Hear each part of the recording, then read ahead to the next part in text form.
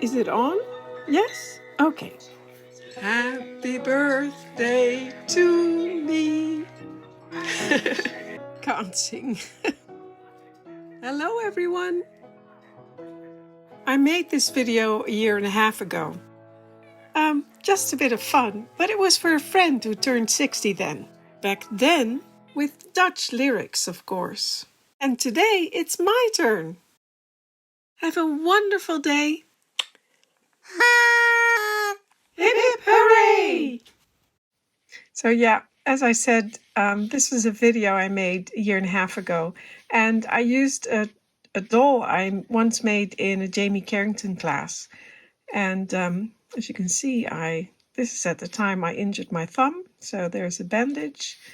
And the doll is still underneath here. And I just pasted a paper copy of my face on there. And made some hair and my glasses. And then I made the video by posing the doll in different positions and taking photos and then animated. And the mouth, I just photographed my own mouth in different positions and then edited every photo so it looks a little bit like I'm talking. And the original video was a bit better than this one because the lyrics were, or the text I was saying was meant for, another video, another text. So, but I had a lot of fun making it. And it was my friend's 60th birthday and it was in quarantine at that time. So we made videos for her. But anyway, I enjoyed that. And I thought it would be fun to show you that too. Look what just arrived in the mail. I know what it is. So let me see. I think I can open it here. Very excited. I ordered this, like I said in my previous vlogs, I ordered some things during the, what was it called? London Dolls House Festival Showcase, something like that. And, okay, I'm going to do this off camera because it's too complicated. I can't get it open.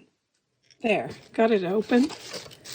And now I'm going to carefully take that out. Oh, it's not what I thought it was. Oh, that's funny. I thought it was something else, but it's from Ellison Davies. Great. Well, I did order that. Oh, gosh, a long time ago.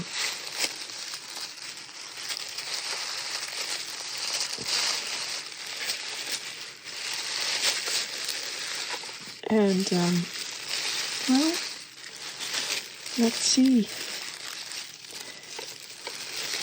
Oh, it's not. It is from... that was confusing because it says Ellison Davies. Maybe the box came from Ellison Davies. I don't know. So it's not from Ellison Davies. Oh, funny. It is from Jill Rawling. And I've always loved her work. And when I saw that she was selling at the online Dolls House Festival, I just had to buy some of her pieces. And look. Oh. So pretty.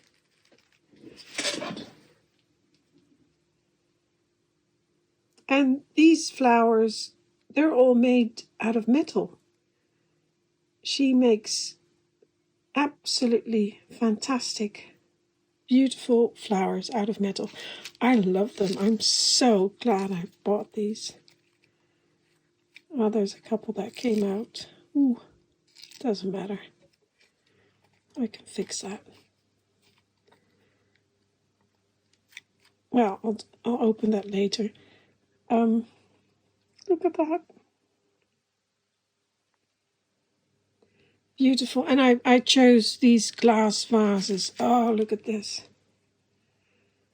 That's just so spring-like. I love them. Really beautiful. And then the last one, I chose this one with lavender and I think they're wild roses. So pretty. Let me just carefully get these out and then we can have a better look at them. So here they are. Aren't they just gorgeous? And again, these are all made of brass. All these flowers, all the petals. And then painted. Like I said, I love her work. It's so beautiful and delicate. And this one, as I said, some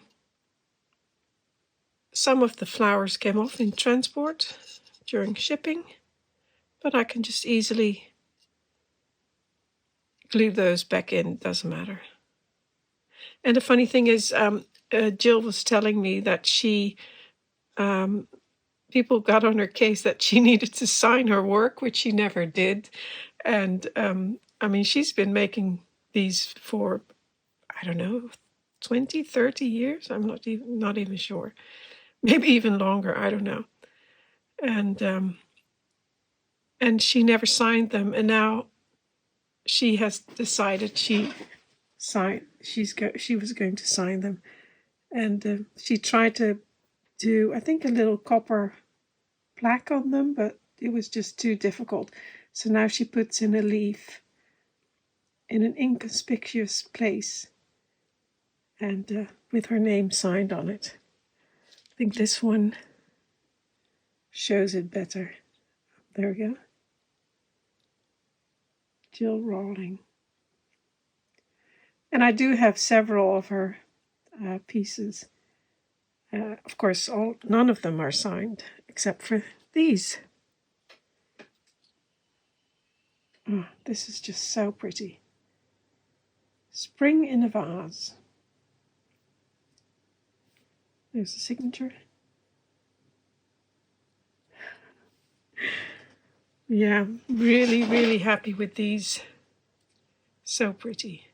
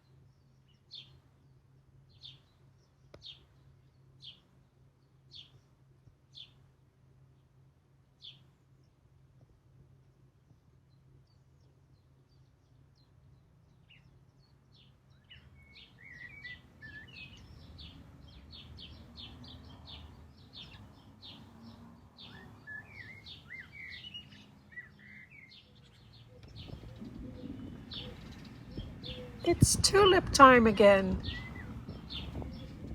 And what could be more Dutch than windmills, cows, and tulips?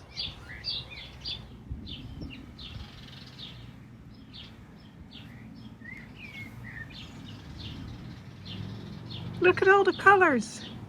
So pretty. But it looks like reds and purples are the favorite colors of this year.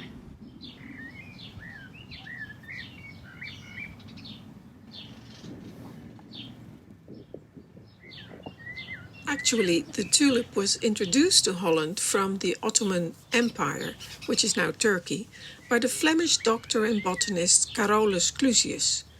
And he laid the foundation of the Dutch tulip breeding and the bulb industry today, when he started cultivating and studying the tulips in the botanical gardens of Leiden. His observations on tulips breaking, which causes many different flamed and feathered flowers, eventually led to tulip mania in the 1630s, when the exorbitant prices of tulip bulbs and speculations with tulip contracts for yet-to-be-grown tulips exploded, and the market completely collapsed. At that time, a tulip bulb could cost the equivalent of a cow or a parcel of land or even an entire house. And one of the most famous and expensive tulips was the rare cultivar Semper Augustus, which sold for 6,000 guilders, the price of a canal house. And it wasn't until 300 years later that they discovered that the breaking of the tulips was caused by a virus, now called the tulip breaking virus. And although the virus still exists, modern-day tulips displaying the flamed and feathered broken effect are the result of breeding and not the viral infection.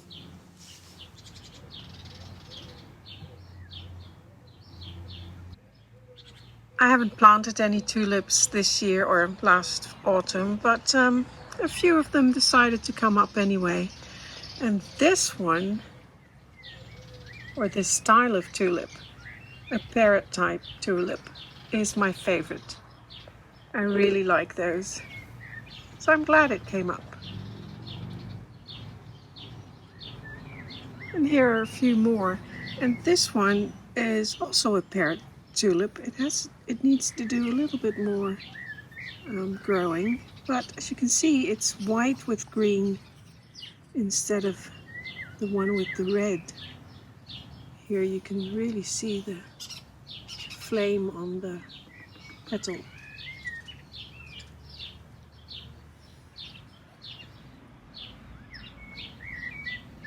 The same for this one, and this one actually even has a little bit of yellow in there.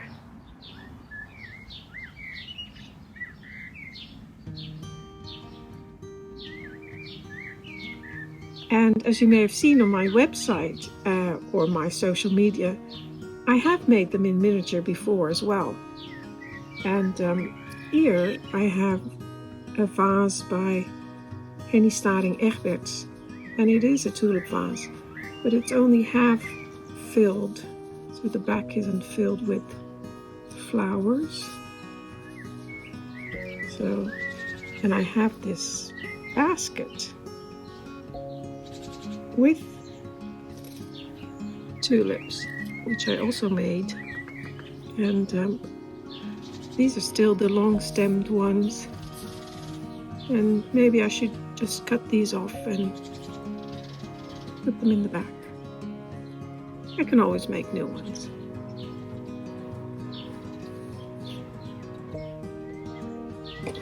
I think I'll do that.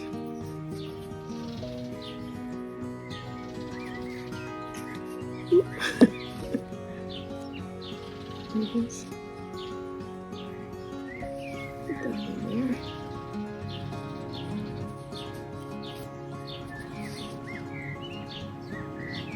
Yeah, these holes they're a little bit small. So I don't think, maybe I should take the leaves off. Yes, that looks a bit silly.